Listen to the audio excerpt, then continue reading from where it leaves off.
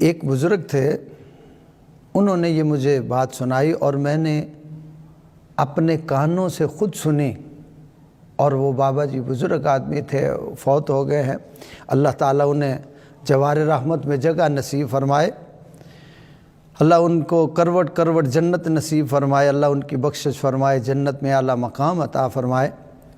انہوں نے مجھے ایک دن یہ بات سنائی، کہنے لگے کہ ہمارے گاؤں میں ایک عیسائی رہتا تھا، حضرت عیسیٰ علیہ السلام کے ماننے والا، ان کا امتی۔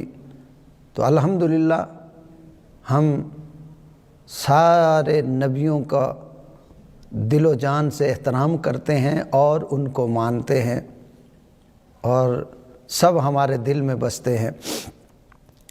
اب وہ بابا جی سنانے لگے کہ وہ عیسائی تھا اور سرکاری نوکری کرتا تھا، 4000 روپیہ اس کی تنخواہ تھی، اور بینک سے تنخواہ ملتی تھی۔ اب وہ بینک میں جب تنخواہ لینے کے لیے گیا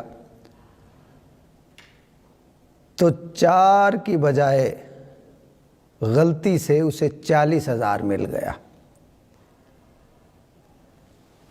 40,000 روپیہ اسے مل گیا، اسے دے دیا گیا۔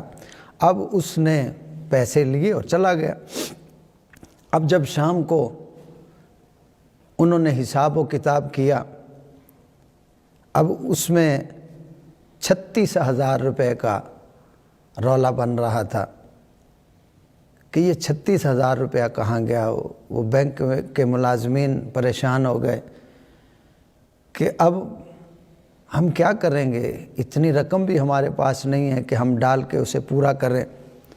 تو مختصر میرے دوستو، اب انہوں نے اپنی طرف سے پوری کوشش کی، کچھ سمجھ میں نہیں آیا۔ پھر شک ہوا کہ لگتا ہے کہ فلاں بندہ جس کو ہم نے 4,000 روپیہ دینا تھا، غلطی سے اسے 40,000 روپیہ دے بیٹھے۔ ایک صفر زیادہ لگ گئی، 0 زیادہ لگنے کی وجہ سے وہ 4 کے 40 ہو گئے۔ تو انہوں نے کوشش کی کہ چلیں جاتے ہیں اور اس سے ملتے ہیں اور اس سے جا کے بات کرتے ہیں، پوچھتے ہیں۔ جب وہ گئے، انہوں نے پوچھا اس سے کہ بھائی جان، آپ اس طرح پیسے زیادہ لے آئے ہو؟ تو اس نے کہا کہ نہیں، میں تو نہیں لایا ہوں۔ انہوں نے کہا یار تیری مہربانی، ہماری نوکری کا مسئلہ ہے، نوکری چلی جائے گی، اگر لائے ہو تو مہربانی کرو، آپ ہمیں واپس لوٹا دو۔ اس نے کہا نہیں، میں نہیں لے کے آیا۔ وہ بیچارے واپس چلے گئے۔ اس کے بعد پھر کوشش کرتے رہے، کچھ سمجھ میں نہیں آیا۔ بات وہیں پہ آ کے رک جاتی تھی کہ وہی بندہ لگتا ہے کہ پیسے لے گیا۔ سبحان اللہ۔ اب انہوں نے سوچا کیا کیا جائے، وہ مانتا نہیں ہے۔ تو انہوں نے ایک بندے سے رابطہ کیا اور اس سے ساری یہ اپنی داستان سنائی کہ یہ مسئلہ ہے۔ تو اس اللہ کے بندے نے بتایا کہ تم ایسا کرو کہ ان کے کسی پادری کے پاس چلے جاؤ اور جا کے اس سے اپنا یہ مسئلہ حل کرواؤ، تمہارا مسئلہ حل ہو جائے گا۔ اب وہ قافلہ بینک کا جو تھا وہاں چلا گیا اور جا کے ایک عیسائی پادری سے انہوں نے ساری بات کی اور سارا واقعہ بیان کیا۔ تو انہوں نے کہا کہ پادری صاحب نے ایک چھوٹی سی چٹ لکھ کے دی اور کہا کہ جاؤ اور یہ جا کے اس کو دے دینا، اور اگر اس نے پیسے لیے ہوئے تو تمہیں پیسے مل جائیں گے۔ اب انہوں نے چٹ لی، کہا اس کو کھول کے دیکھنا نہیں، لے کر وہ چلے گئے۔ جب وہاں پہنچے تو اس سے حال احوال ہوا اور اس کے بعد پھر پوچھا تو اس نے کہا جی ہم نے آپ کو ایک بار کہا ہے، ہم نے پیسے نہیں لیے، آپ پھر آ گئے۔ تو انہوں نے وہ چٹ نکالی اور نکال کے چٹ اس کو دی، کہا کہ یہ آپ کے فلاں پادری صاحب نے دی ہے اور اسے پڑھ لو، اس کے بعد پھر ہمیں جو جواب دینا ہے دے دینا۔ اب اس بندے نے وہ چٹ لی اور اسے پڑھا، پڑھنے کے فوراً بعد کہتا ہے کہ اچھا ٹھہرو میں آتا ہوں۔ اندر گیا اور گھر سے پیسے لا کے دے دیے، کچھ خرچ ہو گئے تھے اور کچھ پیسے تھے اور وہ لا کے دے دیے کہ جی یہ آپ کی امانت ہے، یہ لے لیں۔ اب وہ لوگ بڑے پریشان تھے، وہ بینک والے دوست بھائی جتنے تھے وہ پریشان ہو گئے کہ ہم نے منتیں کی پر یہ نہیں مانا ہے، اس پرچی میں رکے پہ کیا لکھا ہے؟ انہوں نے کہا کہ یار ٹھیک ہے پیسے تو ہو گئے، اب ہمیں یہ بتاؤ کہ اس پہ لکھا کیا ہے۔